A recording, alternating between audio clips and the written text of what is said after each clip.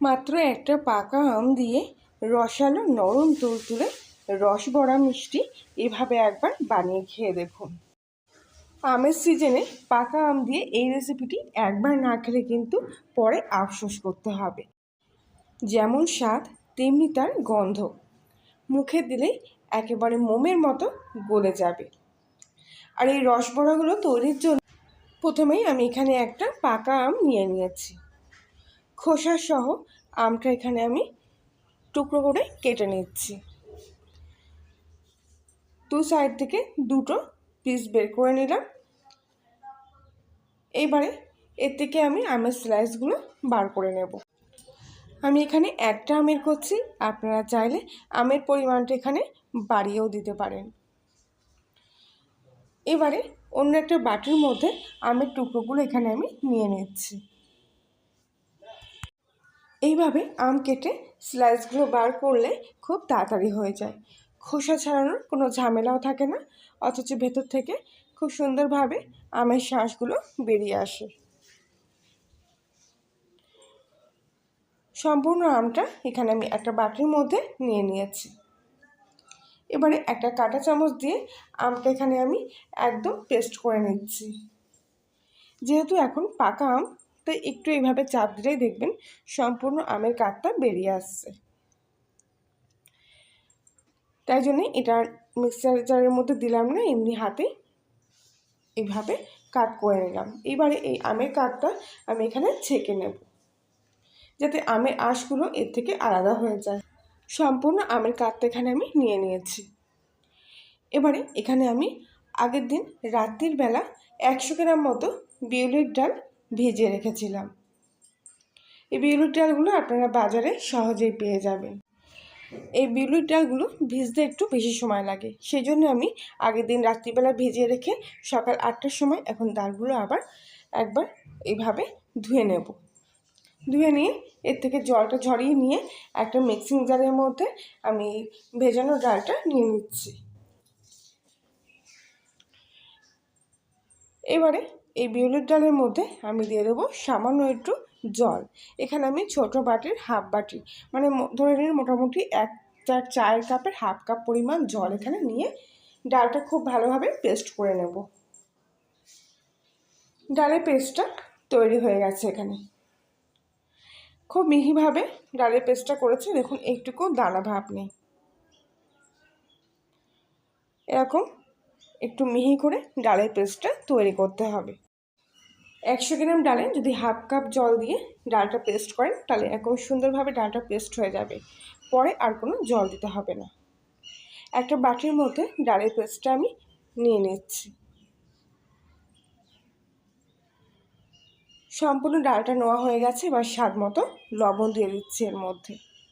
লবণটা খুব ভালোভাবে ডালের সাথে মিশিয়ে নেব। খুব ভালোভাবে কিছুক্ষণ ধরে লবণটা এর সাথে মিশিয়ে নিলাম।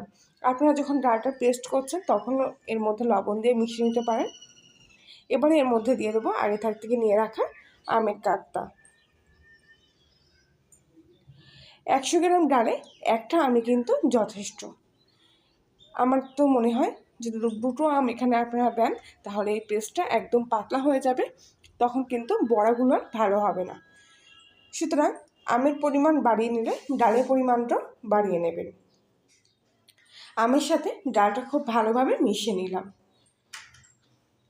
এখানে ব্যাটারের ঘনত্বটা আমি আপনাদেরকে বুঝিয়ে দেওয়ার চেষ্টা করছি। এই দেখুন এরকম হয়েছে ব্যাটারের ঘনত্বটা, একেবারে ঠিক পাতলাও না আবার ঘনও না, মোটামুটি একটা চামচের থেকে পড়ছে, তখনই আপনারা বুঝতে পারবেন ঠিক কেমন ব্যাটারের ঘনত্বটা হয়েছে।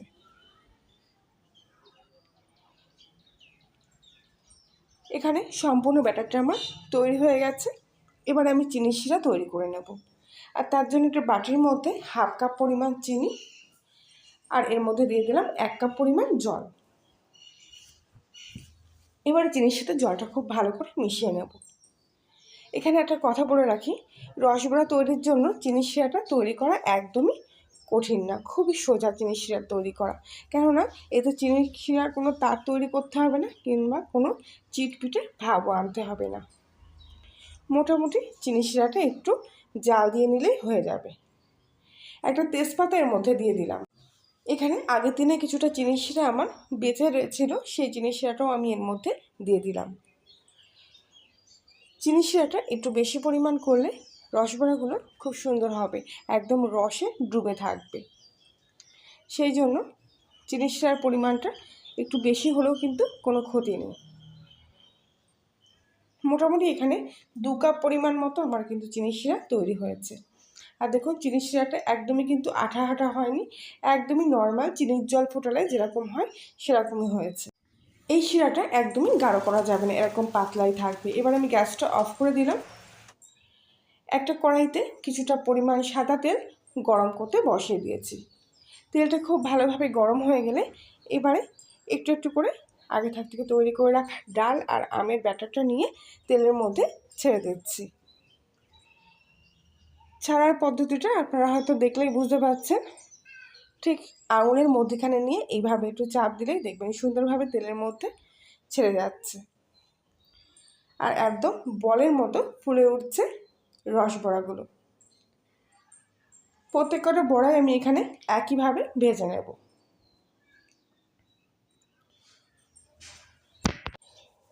তেলে দেওয়ার পর যখন দেখবেন রসবড়াগুলো এরকমভাবে ফুলে উঠছে তেলের মধ্যে, তখনই জানবেন যে ফাটানোটা একদম পারফেক্ট হয়েছে।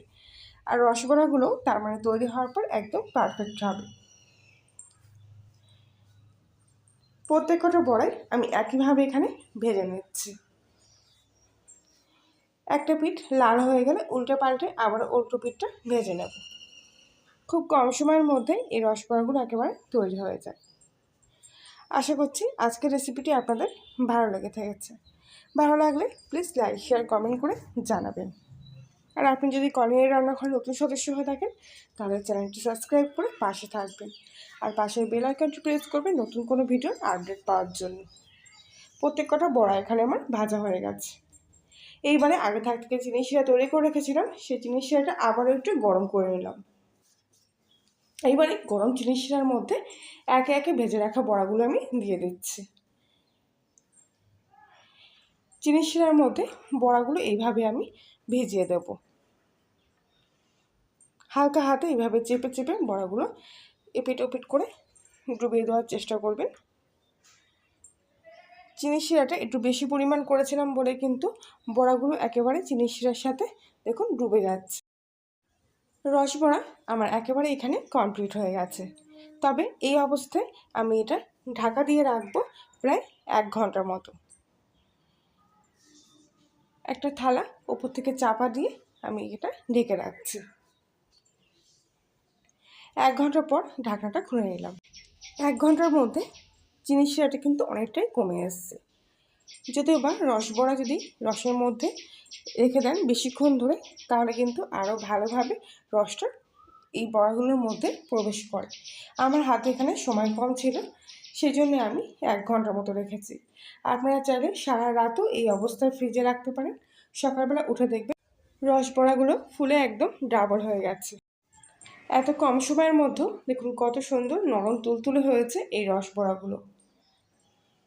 একদম পারফেক্টভাবে যদি আপনি সব কিছুর পরিমাপটা ঠিকঠাক দেন আর যদি ডালটা ভালোভাবে ফাটিয়ে নেন তাহলে এরকম সুন্দরভাবে রসবড়া আপনারাও তৈরি করতে পারবেন।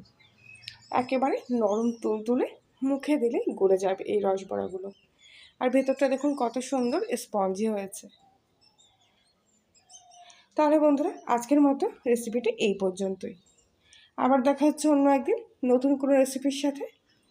আর ততক্ষণ সবাই ভালো থাকবেন, সুস্থ থাকবেন, সাবধানে থাকবেন।